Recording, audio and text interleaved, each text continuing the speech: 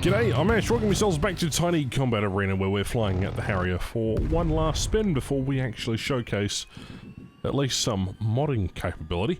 If you'd be interested in flying some of the other jets, stay tuned because I will cover at least how to mod the game properly, and maybe even talk to some of the guys who've made some interesting modifications towards the game to allow you to fly other vehicles.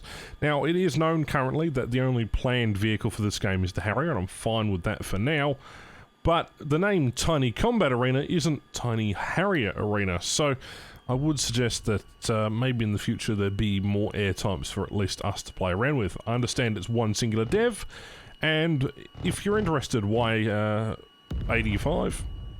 Let's have an interview and we can sit down and have a chat about what you think your game's future looks like, because this is a fantastic game and I've been having immense fun playing it. Anyhow, flying around in the Harrier right now. My HOTAS is still broken. I am waiting for some funding to get a new stick. Got a couple of other flight arcade games coming up on the channel as well. Good thing is, this thing has multiple control inputs, so I brought out the old Logitech 3D Pro, and while the hat switches don't work too well, pair it with a controller and you've got yourself a winning argument. There's enough buttons on a 3D Pro, but I hate this thing because I haven't used it for probably 6 or 7 years. Coming in on the runway just here, turning just left a little bit and try and keep it nice and easy. It's an utter shame to try and land this thing. I just can't get the hang of it. Come on. Oh, get the nozzle up and the nose up. There we go. Nearly face-planted into the ground. I've had that happen a couple of times.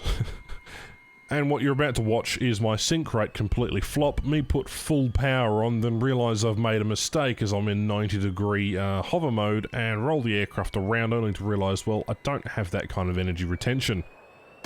This isn't a helicopter. Yeah, just as I thought.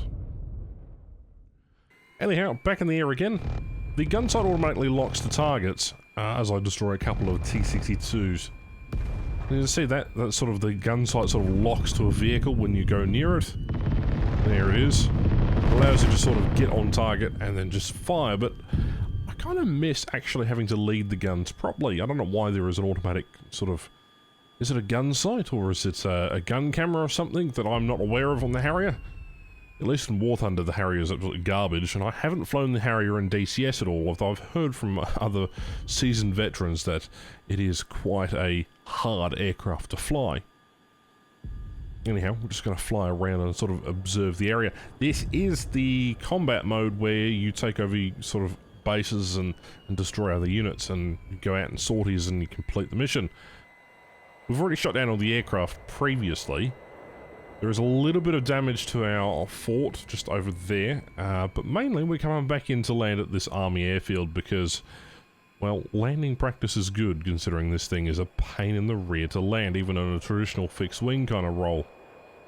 Those are some MiG-23s actually. They're just passing underneath. Interesting. Okay. Gear down. Put the flaps down. Immediately there's air resistance. Let's kick the throttle up just a tad. Throttle's at about 55%. We'll get there. I'm trying to land this like a traditional fixed aircraft because that is just the easiest thing to do. Let's double check my surroundings real quick. And again, with a Logitech 3D Pro, this is... well, it's a good tool for the job, but lining up targets can be a bit of a problem.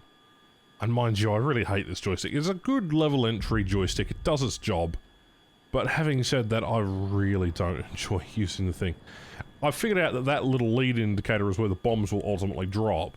However, I haven't figured out how I'm going to position myself that I'm actually away from sort of the blast radius. And allows me to sort of view things on a sort of a 90-degree sort of bank. Figure out how to do that at some point. I was watching another content creator play this and he's just like... oh, just casually blowing things up, you know, this is easy, piss easy. Again, seasoned Harrier pilot for you. Come back in, see if we can get another bomb off. Alright, a couple of Mark 20s have been released. Hopefully they had that convoy of vehicles down there, the BTR 70s and such. Well, we killed one of the vehicles. Interesting. But as you notice, as you damage air bases and particular bases on this sort of capture mode, you actually do decrease the amount of main battle tanks and other vehicles that the enemy can field, which is really important as well as they're trying to capture your bases and things. So anyway, let's go have a look. What have I got left? 300 rounds on the gun. Put a Mark 20 that direction, hopefully it lands. I don't have any Mark 83s and I don't have many Mark 20s, so... We missed. We didn't even get a hit. Let's pull the throttle down, put it back up again. Let's pull back around, let's see if we can get some of these vehicles. Alright, we are almost stalling here, although 200 knots, we're pretty fine. Coming as fast as possible, and there is the gun sort of locking on. We do the same on the rear there, and fly through the convoy. So that's what I like, the whoosh whoosh whoosh whoosh as the machine gun's going by. That's a really cool effect. And what I'd like to see out of this game is just more playability for the different types of missions and scenarios. I like the dogfighting mode, that is fantastic. We showcased that in the last video. In the first one, we did a single mission which was just ground attack, and this one is more of the typical mission that you'd rather play. And considering Microprose is publishing and obviously securing a lot of deals from these indie developers, you know, picking up a range of fantastic titles is something that you've got to be really careful of. These games are in early access. It is a single developer. For what this game is an incredible feat of just nostalgic energy that I love so much. If you're not really into this kind of thing, that's fine. And if this video is too boring, that's perfectly fine as well. But this game offers something that other games don't really get, and that is just the arcadey simulation sort of aspect of actually helping fight a battle. It'd be nice to see some co-op or some even multiplayer at some point. It'd be nice to also see some other types of vehicles, and obviously some other scenarios which might involve, you know, hunting a submarine, or hunting some destroyers, or some sort of naval asset, or defending a beach from landing attack, or stuff like that. But I presume that all that will come in the future as the game gets either more progressively developed, or either the modding community starts up, and, well, it already has. So, if you'd be interested in checking out some modding stuff, I will definitely give it a go. Or probably the next videos. Here, come on. Oh, I forget that you're not supposed to lead. I'm so used to leading targets. The gun just completely automatically shifts to that location.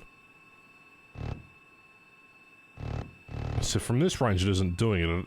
Oh, actually it is. There we go. We have to keep the aircraft incredibly steady. There we go. We've got rid of a couple of, well, BTR 70s. Let me know, have you played this game? Have you had some fun playing this one? I certainly have. It's obviously time to change it up a little bit. I think that's where the modding scene comes in. So, what are you enjoying out of this game? What do you like about it so far? Or have you just watched content on it and decided to hold off? If that's the case, that's perfectly fine too. This game is still being developed. It is still in early access. But it is a hell of a lot of fun, and you can't really take that away from the value of what this game is. Because it is a simplistic, realistic, almost arcade flight simulator. Anyway, thank you very much for watching. Hope you enjoyed. I'm going to do a victory roll because why the hell not? I'm going to end this sortie. It's been going on for 30 minutes now and I've recorded this video twice. So, thank you very much for watching. My name is Ash, and I'll catch you in the next one. Bye-bye.